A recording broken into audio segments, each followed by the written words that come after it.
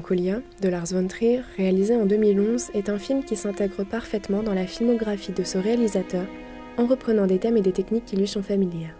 Nous allons analyser le prologue du film. Celui-ci, composé de 16 plans très différents les uns des autres, est relativement long et lent. À la manière d'un musée, le réalisateur nous invite à la contemplation de ses peintures animées. Le thème de cet extrait et du film se dévoile peu à peu. Lars von Trier nous propose ici, comme d'autres artistes avant lui, sa propre version de l'Apocalypse. Dès le début, l'idée de la mort est omniprésente. Ce long fondu noir qui ouvre le film nous dévoile Justine, une des protagonistes de l'histoire. À la manière d'un avertissement, le visage de celle-ci nous interpelle du regard pour nous prévenir de la dureté du film, de sa froideur. Un film où la mort marque les corps. C'est une mort qui compte n'épargner personne. Choisir de parsemer des clins d'œil à de nombreuses références est une technique appréciée par le réalisateur. Ce cheval noir, par exemple, plongé dans cette fausse nuit qui le fait disparaître dans cette noirceur prononcée, peut être perçu, de par sa robe, comme une représentation de la mort.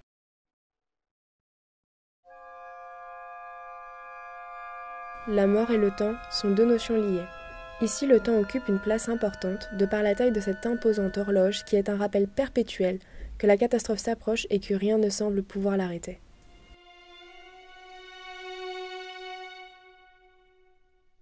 Remplis de détails symboliques, nous retrouvons évidemment des éléments faisant allusion à la religion chrétienne.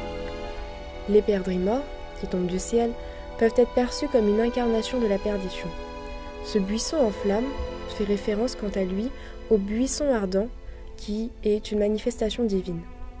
Nous retrouvons aussi le chiffre 3, symbole de la Trinité. Bien entendu, nous pouvons faire des liens avec l'Apocalypse selon saint Jean. Au 3e son de trompette, un astre est censé tomber du ciel.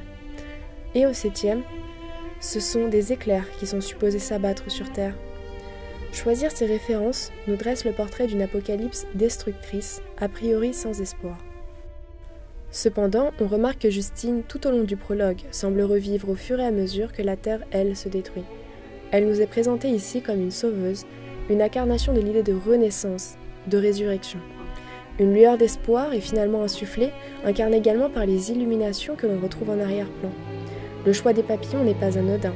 Ayant une vie éphémère, serait-il donc la suggestion que la vie dans ce monde chaotique n'est envisageable qu'à court terme?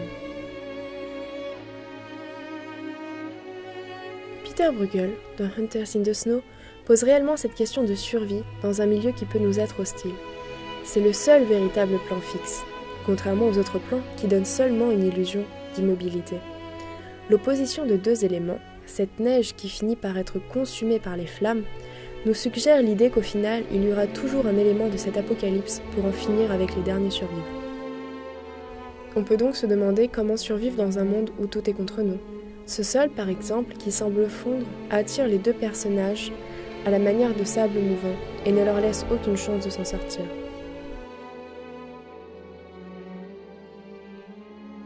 Au-delà de la tragédie collective, des craintes personnelles sont également soulevées. Confrontée à la mort, les réactions peuvent être très différentes. Ici, on voit Claire, la seconde protagoniste de l'extrait, essayant de sauver son enfant à tout prix. Son incapacité d'agir l'envahit et prend possession de tout son corps. Une seconde problématique est soulevée, la question du mariage. Ici, le mariage est présenté comme une union de laquelle on souhaiterait s'échapper.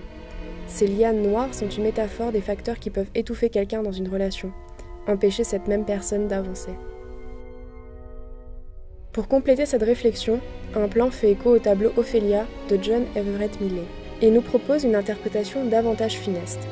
Plus d'espoir, dès que la bague est passée au doigt, on ne peut que se laisser dépérir et sombrer doucement mais sûrement, telle Justine emportée par le courant. Derrière l'illustration du mariage, on retrouve la notion de dépression, la dépression personnelle du réalisateur. Il fait le choix curieux de raconter une partie de sa vie au travers de deux personnages féminins. Le contraste perpétuel entre l'infiniment petit et l'infiniment grand est un rappel constant de notions de fatalité. On voit l'évolution de la planète, de sa trajectoire, sans pouvoir agir dessus.